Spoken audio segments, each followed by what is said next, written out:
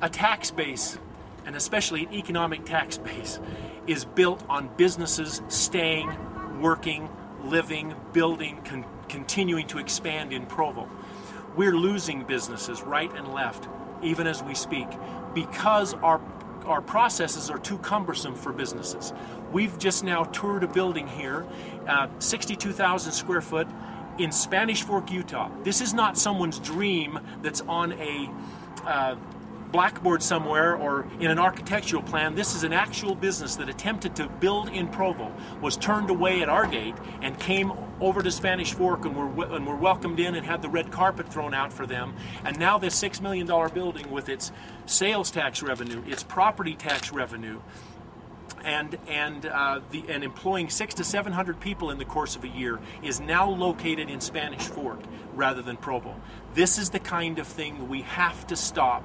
We have to level the playing field. We have to retool. We have to go after these businesses and not let them slip away to other neighboring cities. Take a quick look at the facility that we lost to Spanish Fork, and just give you a look at some of the business people that actually want to be in Provo but are finding their homes in other cities around the Wasatch Front.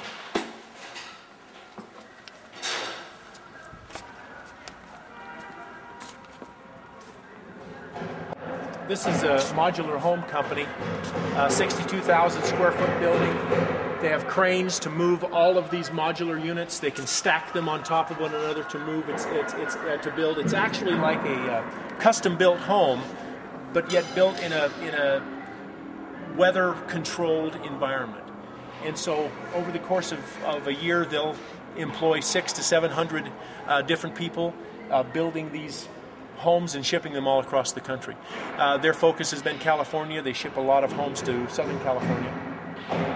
If you look down here, they have one of the homes that has been lifted as a second-story home, and they're doing the work there, and as soon as they're finished with the work on the second story, they'll move it back down into one of its positions so they can complete the work in its own little module. This morning we're here with Richard Valgardsen in this beautiful conference room at Irontown Housing in Spanish Fork, Utah. 62,000 square foot building, $6 million building that has just completed last October. We've just completed a tour of the building, and it's a phenomenal facility. The reason we're here today is that this facility should have been in Provo. Irontown is an old part of Provo, is it not, Richard? That is. It's an old section of Provo in southeast Provo. So Richard, tell me, Irontown Homes in Spanish Fork, that doesn't mesh. It should be in southeast Provo. Tell me why it's here and not there. Well, the main reason that it's here is because we weren't able to get a building permit. And just the process of going through and getting the permit, based upon the timing we had with our financing and with work that we had coming, we didn't have the time to spend to go through everything that Provo City required. So we have a cumbersome process in Provo at this point where you're supposed to go to each one of the individual department heads and work out details about your project. Is that a correct statement? Correct. And in Spanish Fork, you would count on a little bit of a different program. How many people did you have to contact in Spanish Fork to get the project? We contacted two.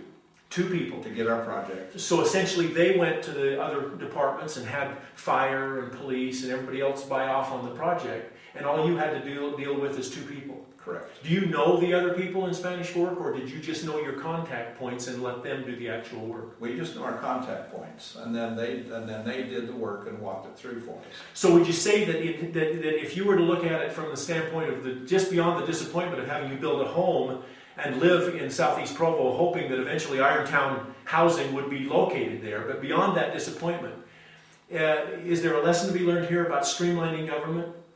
Well, there is, because businesses don't have the time to cater to how long it takes a government to do something. Basically, government's purpose is to help the people that they work for, not vice versa. And so in our case, we had projects that we had to do, we had to work on, And so we needed our facility up quickly, and we didn't have time to go through the requirements that Provo City would have put us through, because it would have destroyed a great portion of our business. So how many people over the course of the year do you employ here in Spanish Fork? With everybody that we contact and subcontractors and employees that we have, there's probably in the range of 600 to 800 people. And then besides that, because you're a modular home company, you charge sales tax. We charge sales tax. And so the sales tax revenue is, for a business this size, is quite substantial. Right, and then that portion comes to Spanish Fork City as opposed to going to Provo. Thank you very much, Richard.